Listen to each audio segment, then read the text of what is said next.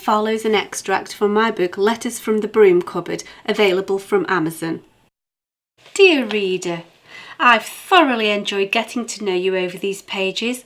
I've certainly got to know myself. It is with a heavy heart that I sense a time of separation ahead of us. I hope that we'll be apart for only a short space of time.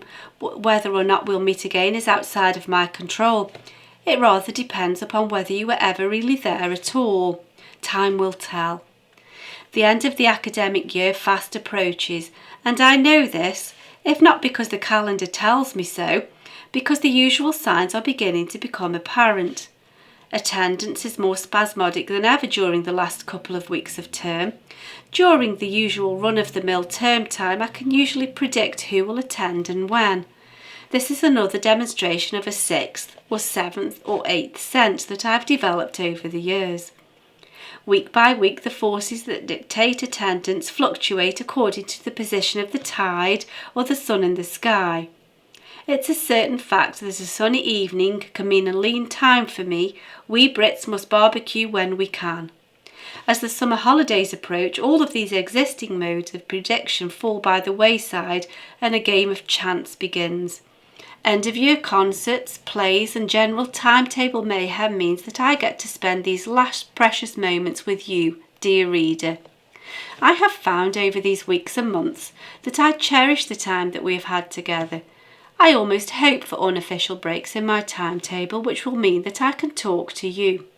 It's been my guilty pleasure throughout the academic year. An added bonus to these enforced breaks is that I'm gradually becoming acclimatised to the fact that there is another world out there, off timetable and out of the closet.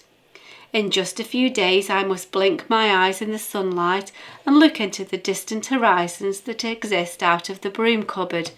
There's a whole new world out there that I must soon step into. Dare I say it? There are people other than you, dear reader, and I must embrace the potential for face-to-face friendship other than over the piano keyboard or the music stand.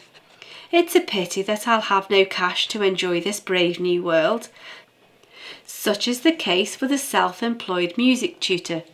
I used to try and continue lessons over the holiday period. A body must eat. However, I soon discovered that one can only linger pointlessly at home for so long. I'd stay home to conduct an arranged lesson, only to receive a call, sometimes days later, to give profuse apology and an explanation that they'd simply forgotten, being off timetable and in the holiday mood. One can hardly blame them. I now only teach a handful of adults throughout the summer. There are still those whose lives aren't dictated by the academic calendar and have no concept of a 6 or 7 week break. What will actually be the case is that I'll be unemployed for nearly 2 months. I'll also merely replace one timetable for another, ever was the case. As the Jewish proverb states, a dog returns to its vomit, so a fool repeats his foolishness. Proverbs 26:11. The holiday provides a time to metaphorically get off my backside by actually sitting the aforementioned backside onto the piano stool for a change and actually play the darn thing myself. It's relatively painless for me to sit and point whilst pontificating about the benefit of repetition and practice, whilst I sit at a polite distance from the instrument in question and nurse my ever-present cup of tea. No doubt I'll read Little Women again, and hopefully the laundry pile will suffer unusually brisk treatment. More than likely, I'll substitute actual practice for rearranging my music shelves and, whilst blowing the dust off forgotten music, I'll decide to give it a go at 2 o'clock in the morning.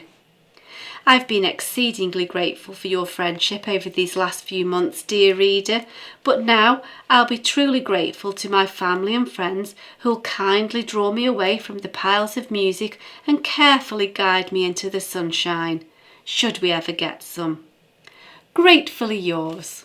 For the full collection of Letters from the Broom Cupboard, available from Amazon in paperback or as an ebook, follow the links in the cards in the description box or find details on my website at sharonbill.com. Thanks for listening.